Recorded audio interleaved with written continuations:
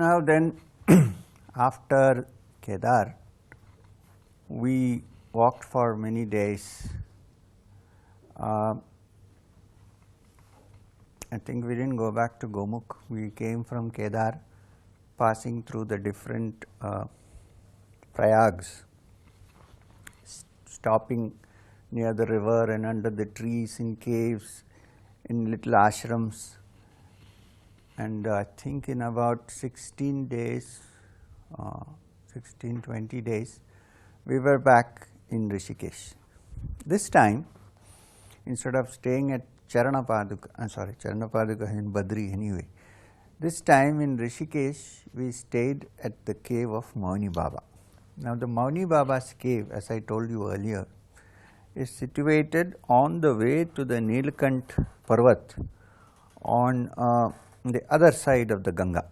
Most of the ashrams are all on this side.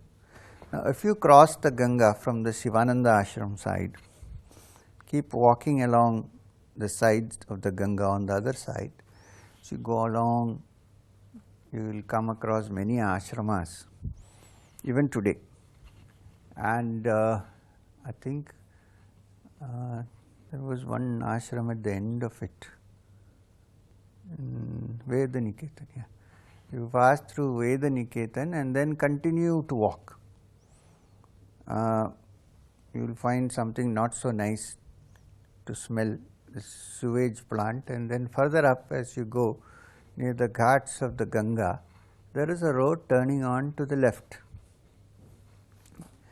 If you turn to the left, on the right side, there are these abandoned concrete caves, artificial caves made of concrete, which were once upon a time air conditioned. These were the air conditioned caves made by Maharshi Mahesh Yogi of transcendental meditation fame, for the Beatles to come and live when they came to see him. The Beatles had become his disciples and they landed in a helicopter somewhere near Rishikesh, and they were given these air conditioned caves to live in. You pass the air condition, now there is no air condition, there is no caves, the forest department has taken away the whole place. You go further up and then turn to the right, keep walking and then turn left and keep walking, and about an hour and a half probably you will reach Nilkant. Now, before reaching Nilkant, Nilkant is on the top, down you will find the cave of Mauni Baba. Now, it has 3 layers of caves. One is the first cave, then inside that there is another, then if you bend and go inside there is a third one, and it is still there. Now, also one can go and stay, not stay, you can go and see. So, Mauni Baba was a great Naga sadhu who used to live there, and whenever Maheshwarnath Babaji, my guru, went there, this Naga Baba used to shift and go to Nilkant proper, the top of the mountain, and stay there in his kutia, allowing Babaji to stay here, and there would be a brahmachari who would be looking after our needs. So, this time I was also there. So, I met Mauni Baba, and he was also very surprised that Babaji had found a disciple, Shishya. And later on, Maheshwarnath Babaji told me that Mauni Baba had met Sri Guru Babaji at Nilkant many years ago. So, he knew who he was and what. Anyway, so we stayed at that cave, and during the day I was allowed to wander around whenever I wanted, come to the other side, walk around and go back when I wanted. Meditation times were fixed, I had to be there, and many I learned living there with Babaji. Many discussions and knowledge was imparted to me on the Upanishads, the Vedas, the Bhagavad Gita, the Bhagavatam, Ramayana, other texts of the Nath Panth like the Goraksha Shataka, the Satchakra Nirupana, Hatha Yoga Pradipika, Garanda Samhita, and so on, and the Yoga Sutras of Patanjali. apart from the great Buddhist text written by Nagarjuna called Prajna Paramita. All these I studied there, living with Babaji in Mauni Baba's cave, and it was a wonderful period of time for me because I was understanding things which I couldn't even have dreamt of even existed. Then one day, I used to come out, wash my clothes in the river and go back. So one day while I was standing on this side, I saw a young lady, a young girl sitting there on the rock, who was definitely of foreign origin because her hair was not black, it was brown, and she was sitting there. She was wearing a tulsi mala in her neck. She was wearing a pale sari, and she was sitting there. Most of the time I found her every now and then vomiting near the rocks on the banks of the river. So I went to her and asked her if some food poisoning or what is wrong with you. She said, no, it's not food poisoning. So what is that? She said, I have been coming here to Rishikesh for many years. I am very fond of the river Ganga, and I am also very fond of the Himalayas. In Rishikesh I have been to Badri, Kedar and all that. But I have no interest in Hinduism or religion or meditation or anything of the kind. I just love the place, so I like to come. She said, I tried to go to one or two ashrams, but I am not interested. They tried to convert me. But I love the Himalayas, I love the Ganges, the Ganga, I like the Himalayan mountains. So I said, but why are you vomiting? She said, because this is probably the 4th time that I am coming here. But now the doctor in the US has diagnosed that I have cancer of the intestines, and he has given me 3 months. He says that you will not last beyond 3 months. So I decided that I should do what I love most before I die. So I have come here to enjoy what I love most, which is the river and Rishikesh. So I am here. And now she said, I have come to a stage where even if I drink water, it comes out. I cannot even drink water. I could make out when she explained, because she was very thin and very weak and pale. It struck me that perhaps Babaji might help, but I couldn't take somebody there directly and go to him without his permission. So I said, you just wait here, I will come back. I made a run from there. Normally it takes about 1.5 hours to reach Mauni Baba's cave. I must have reached in about 30 minutes maybe. I ran fast and I reached there, and Babaji was sitting there, just there outside as if waiting for me. So I started. I said, Babaji, there's this lady there. So he said, which lady? So what? You now started looking at lady. I said, Babaji, there is a it's foreigner ladies, is it?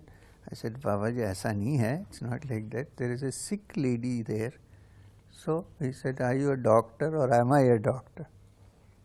I said, so why this interest on sick ladies? I said, Babaji, she is suffering, she has been vomiting. He looked at me for some time and he said, I said, I wanted you to see her. Don't do anything. I don't know what you want to do or you don't want to do, but I just want you to see her. Maybe before she dies. Doctor says she will last only for 3 months. Maybe your blessings before she dies would be of use to her. He thought for some time and he said, ठीक है, लेके आओ. All right, bring her, he said. So I again made a run, maybe the same time, excited because I have succeeded to take this girl there. So I said, come with me. She said, after some time, I can't run with you, I can only walk. So slowly she walked, I went with her. Must have taken around 2.5 hours or so for us to reach. I thought now this is finished because Babaji would have gone somewhere or God knows what he is doing. He'll say, where were you? But he was again as you, like before, waiting there as if he was waiting for us. Took her and made her sit down. Babaji said, baitho, baitho.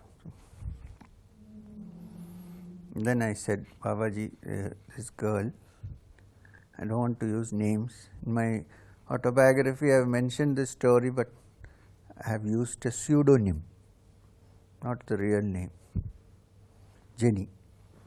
So, he said she is very ill. She has cancer of the intestines. And the doctor in the US has said that she will not live for more than. So, I wanted to tell him. Actually, I didn't tell him. I said, Babaji, I will. She started in English and I started translating in Hindi. So, after 1 minute, Babaji said, Chup raho. So, he kept quiet because I thought he didn't know English, and after even all these experiences, I thought somebody should translate for him. He said, Chup raho. So, I kept quiet. So, he listened. Yeah, he kept shaking his head, closed his eyes. So, she said that I had cancer. The doctors have said that I will be dead in 3 months, and there is nothing I can do about it.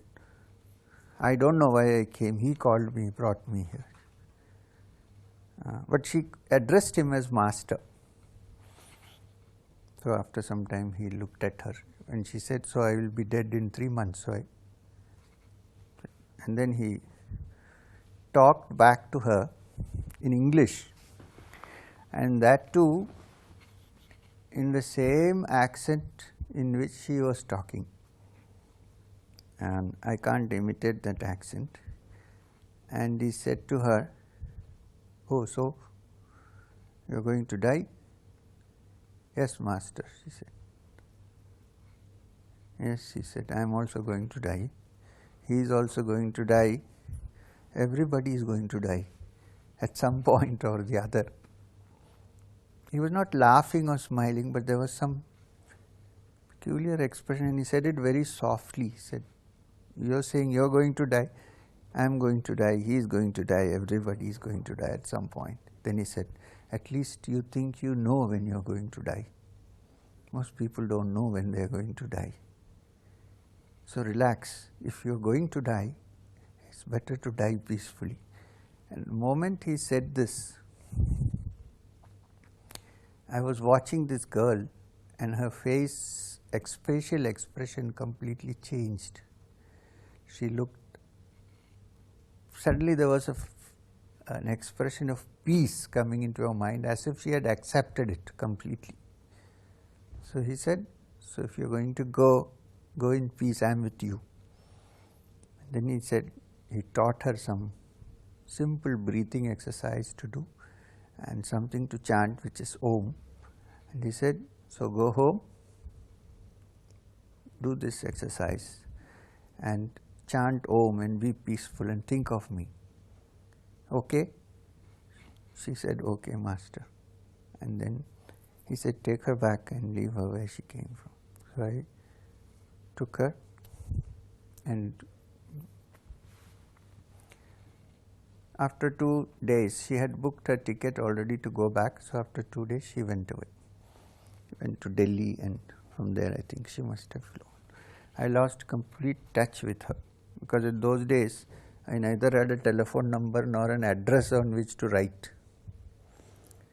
It completely, but I had one, she said, where can I contact you? I said, care of Shivananda Nagar post office. If you write, perhaps I will get the letter, and write Shiv Prasad, Brahmachari Shiv Prasad. She said, all right. Because this name Madhukarnath, which Babaji had given me, was supposed to be then very confidential, only between him and me. So I gave her Shiv Prasad, which is the name I got in Haridwar. Fine. And she went away. I lost complete touch with her. 2-3 years passed.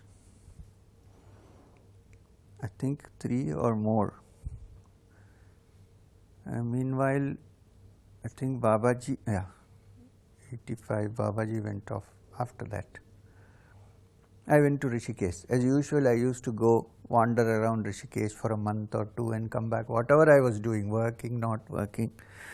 So with my backpack I went, and I was walking near Muniki Jadi in Rishikesh. And then I thought somebody crossed and went on the other side. It looked so much like Jenny, but little well built. So could be a relative. I don't know anything about her. So I went, stood, and then she went and stood, and she called me, and Shiv Prasad, she said, "Are you?" I said, "Yes." "Are you Jenny?" She said, "Yes." I said, "What happened to you? I thought she was dead in 3 months. She said, "Can we go and sit and have a cup of tea or coffee somewhere? I'll explain to you." I said, "All right." So we went and sat in one of those little, there are many shops out there. And I said, "What happened to you?" She said that she went back. She went back home. She said, "I was so peaceful. I felt that I am perfectly all right. I am going to die, so let me die in peace." And then slowly, one day I drank water and I didn't vomit. So I drank coffee and I didn't vomit. Then I had food and I didn't vomit. So I went back to the doctor and said, "Please have a checkup." So he checked up and said, "It has gone. There is no cancer." She said, "But how is this possible? You gave me 3 months." He said, "Sometimes these things happen. Nobody can say. Certain diseases go off by themselves. There is some natural process." He said, "He gave me a bag load of shit." This is exactly what she told me, but I was fine. And she was fine. So she said, I thought, let me go back to Rishikesh now and enjoy.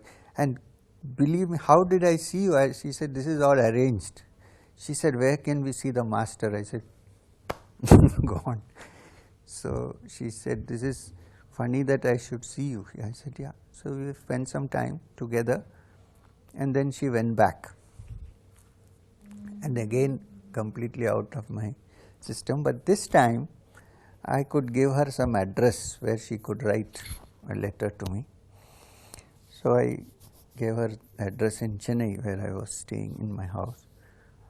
And then after some time, 1 year or so, 1.5 years, I got a letter, but it was not from her. It was from her, but the letter was from, address was for her brother. I didn't know her brother, so I thought it's some American has written me a letter. So when I opened it, there was a letter inside that written by her.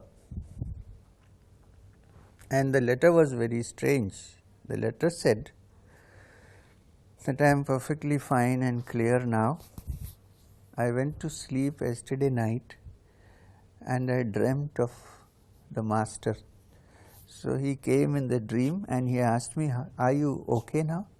I said, "I am okay." "You are cured?" I said, "I am cured." He said, "You are perfectly all right, at peace?" I said, "I am perfectly all right, at peace." Then he said, "It's time to go home now," and went away. So I don't understand the import of this. I am writing this letter, waking up at midnight, I am writing this letter to you. What does he mean by going home? All the best and all, signed and kept. And her brother had found this letter, because the next morning she never woke up. So her brother found this letter near her bed, in which the address was written. So he posted it to me, because in that my original name was written. Because when I met her again in Rishikesh, I told her, "I don't want to make a fool of you, this is my real name." It came to me. I read it. Her brother said, "It's a covering note, I am sending this to you because she had told me that you are a good friend of hers," and things like that. So this is the story of Babaji's and Jenny, which was a very moving experience for me also. Now, during this time when I was staying in the cave, Mauni Baba's cave, one day we had a discussion. Actually, we had come to Rishikesh on this side. We were walking down on the other side of the river. The discussion was, Babaji said, in the future at some point you will teach Kriya Yoga to people. I said, if you want to, I don't want to do anything of that kind, but if you want me to do it, I will do it. I said, yes. Then he said, you have to choose persons very carefully. I said, in what way? So he gave me 20 points, 10, about 20 points on what are the qualifications that I should look for to initiate somebody into Kriya Yoga. I looked at the list and I told him, if I go by this list, I cannot initiate anybody into Kriya Yoga. I cannot do it.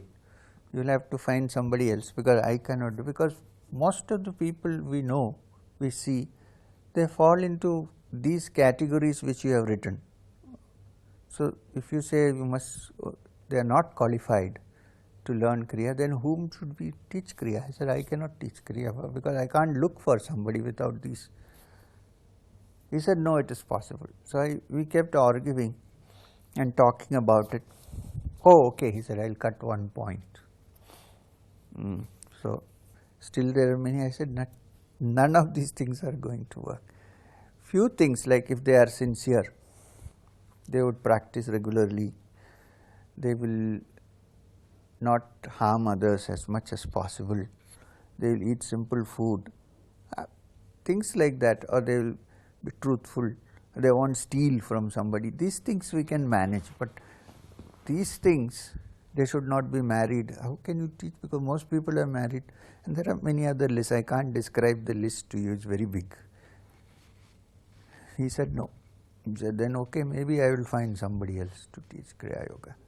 It's not possible. And we were discussing this matter, and we had come and turned near the corner of that air-conditioned caves which I mentioned, where there is a lot of greenery there, forest.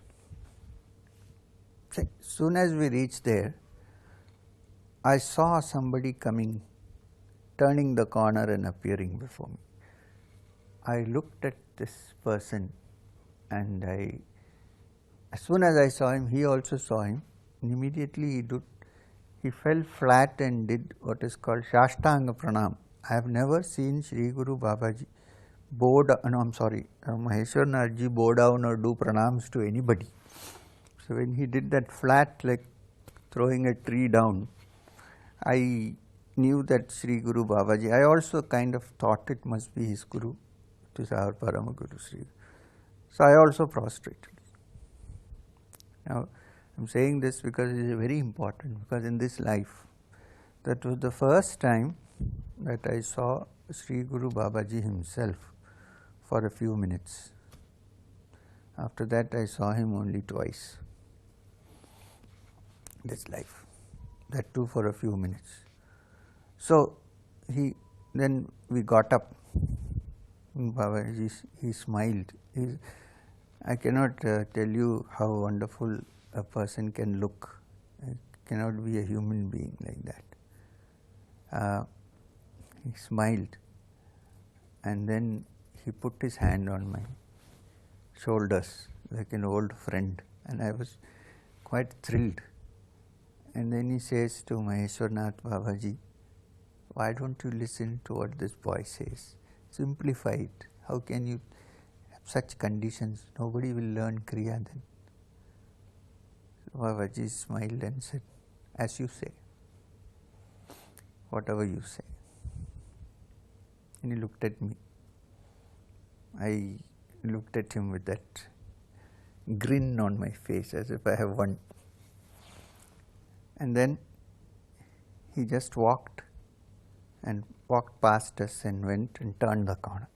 Now I had this irresistible desire to run after him and hold his feet or something. But Maheshwarnath Babaji held my hand and he said, Don't go, you won't find him anyway, so don't go, ruko. So I stood still. After 5 minutes or so, I really got this temptation to go and peep. I looked, there was nobody there. So that was my first meeting in this life with Sri Guru Babaji for maybe 5 minutes or maximum 10 minutes. After that, I met him only twice. One, when Maheshwarnath Babaji passed away near Mauni Baba's cave, when he attained Samadhi. And the next time, many years later, when I went to Kailash with a group of people, I had this, I can't say it is a physical thing, it was more like a vision of Sri Guru Babaji. So this is what it is. And now, having said all this, that does not mean that Sri Guru Babaji is someone who is inaccessible. If someone is sincere and would very much long or crave to see him, I personally believe that it is possible that he would bestow his grace by coming into such a person's presence. But sincerity is of utmost importance. One has to be sincere, one has to ask for it, and one has to lead a life which does not create harm to other living beings, especially human beings, who are among the most evolved of living beings on this earth. Regarding Kriya Yoga, when Kriya Yoga is given, since we are on that subject, it is not as if Kriya Yoga is practiced to have a vision of Sri Guru Babaji. This is a completely wrong concept. Kriya Yoga is practiced so that one may purify one's mind, purify one's system, body and mind, make your consciousness subtler and subtler, lift it from the gross to the subtle level, and maybe after many lives, or maybe in this life, depending upon various factors, reach perfection, which in yogic terms is called Kaivalya. Kriya Yoga is not practiced to have a vision of Sri Guru Babaji. See whether you have a vision or see Sri Guru Babaji depends on other factors. It does not depend on this. When you take Kriya, it is your bounden duty to practice it regularly, follow instructions from the teacher who has given you, and evolve in your spiritual journey till you touch that center in our inner heart, which is connected in some way to the higher intelligence, which is called God. This is the purpose of Kriya, and it is not a complicated process. It is not a process also which is done in the smashan or somewhere in a hidden place. It is simply done in private, because those who have not learned Kriya do not practice it and commit mistakes. So some little bit of privacy is essential for the practice of yoga, of Kriya Yoga. It consists of simple exercises to raise our consciousness from the lower level to higher and subtler levels, so that life becomes multidimensional and one is able to access dimensions which are normally not possible for the rational mind, ordinary mind, or the brain to contact or understand or realize. This is the essence and meaning of Kriya Yoga.